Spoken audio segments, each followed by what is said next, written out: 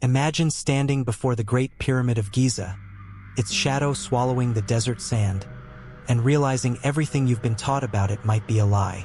What if this ancient giant wasn't carved by sweaty hands and copper tools, but shaped by a method so advanced it's been erased from history? Word's been spreading lately. Rumors of a discovery that could flip the script. Stones not cut, but poured, like some lost recipe for rock. Could this mean the history books got it all wrong?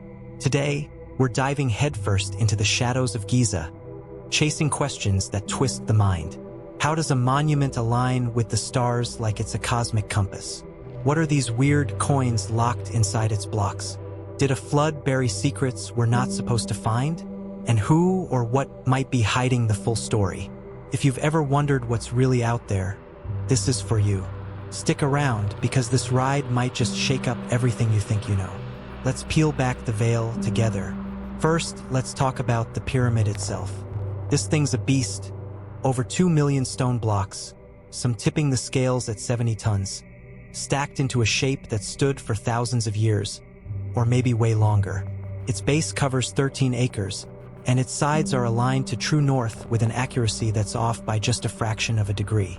Think about that, a fraction. Modern builders with lasers and GPS would sweat to match that. And then there's the starry connection. Researchers have pointed out how the pyramid's layout mirrors Orion's belt. Those 3 bright dots in the night sky. Coincidence? Maybe, but it's hard to swallow when you consider the precision. The official story says ancient Egyptians did this with sleds, ropes, and sheer willpower, hauling blocks from quarries miles away. That's the tale we've all heard, textbook stuff. But what if there's more to it? What if that story's too simple for what's really going on? Here's where it gets murky. Some folks have been digging into this, literally and figuratively, and they've noticed something off. Picture the causeway stretching from the Sphinx to the Great Pyramid. Along that path, there are these white chunks, almost like concrete bricks you'd see on a construction site today. You know how we pour cement into molds, let it harden? Well, these blocks don't look hacked out of a quarry. They look poured. No jagged chisel marks, no rough edges, just smooth, uniform shapes, like someone cooked them up in a lab. That's not what the history books tell us. They say it's all about cutting and dragging, but these findings, they're throwing a wrench into that. If these stones were molded, not carved, what does that mean? Were the Egyptians hiding a trick up their sleeves? Some ancient tech we've lost? Or did someone else show them how it's done? Let's hold that thought, because the deeper we go, the stranger it gets. Now, let's zoom in on something even wilder. These little things they're calling coins. Not money, mind you, but tiny round objects found all over the Giza Plateau. Some are as small as a speck, others the size of a silver dollar, and they're everywhere, billions of them scattered in the sand, baked into the blocks. At first glance, you'd walk right past them, but once you start looking, they're impossible to unsee. Researchers, or at least the curious ones, say these aren't natural stones. They're too perfect, too consistent, like they were manufactured. Crack one open, and you'll find faint rings inside, rippling out like a pebble dropped in water. And the texture? Glassy, almost like silicon, with a shimmer that catches the light.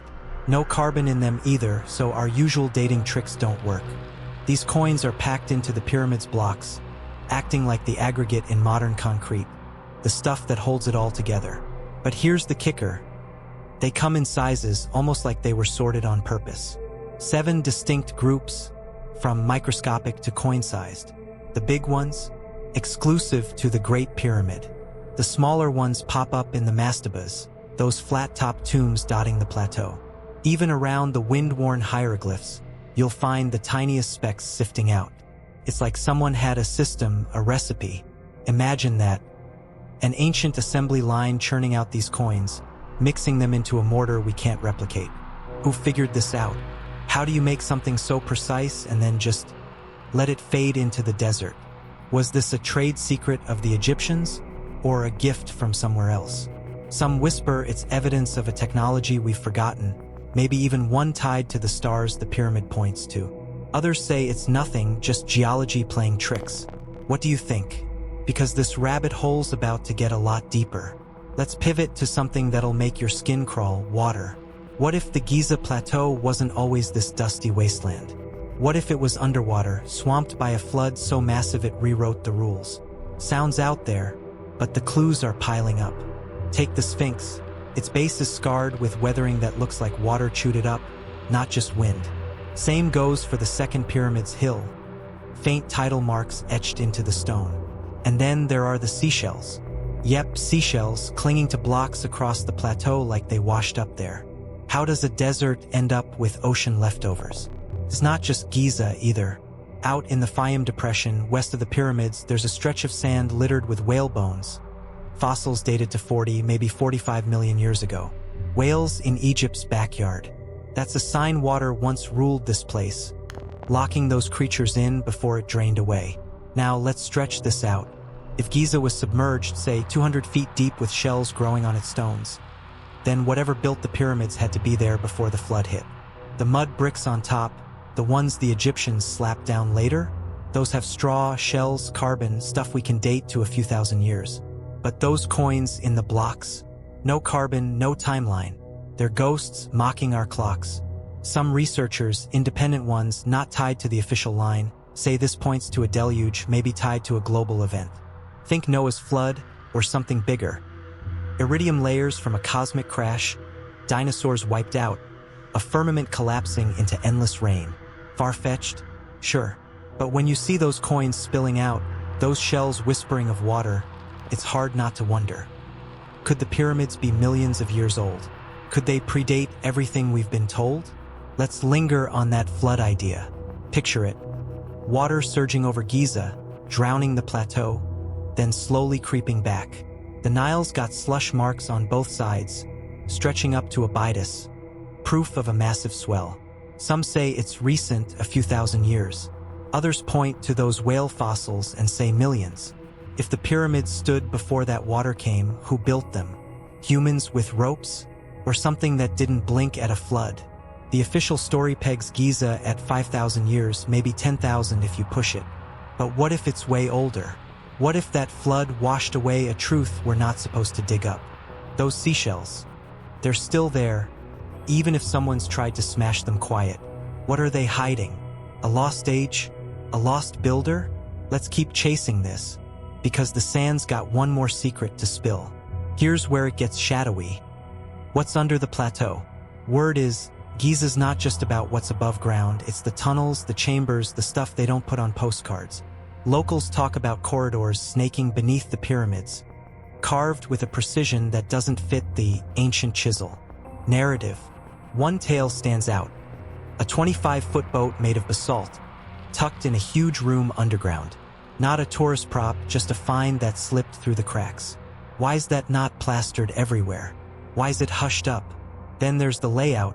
Pull up a map and you'll see it. The pyramids, the Sphinx, the tombs south of Khufu, they're placed with a mathematical grace that's almost creepy. A north-south line cuts through the center, an east-west line crosses it, forming a perfect grid. Some call it sacred geometry, like the plateau's a giant puzzle. Take the Collins tomb, labeled the Tomb of the Birds. Trace its path and it aligns too neatly with the pyramids.